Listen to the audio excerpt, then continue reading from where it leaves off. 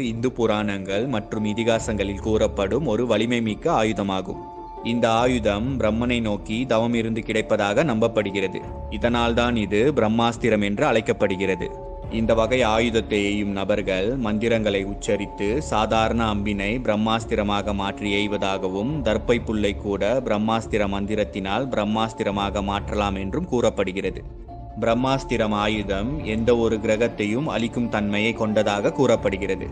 மிக பெரிய அழிவை கொண்டு வரும் இந்த ஆயுதத்தை பரசுராமன், ராமன், மேகநாதன், பீஷ்மர், துரோணர், கர்ணர், அஸ்வதமா, அர்ஜுனன் மற்றும் லட்சுமணன் தங்களின் வசம் வைத்திருந்தனர்.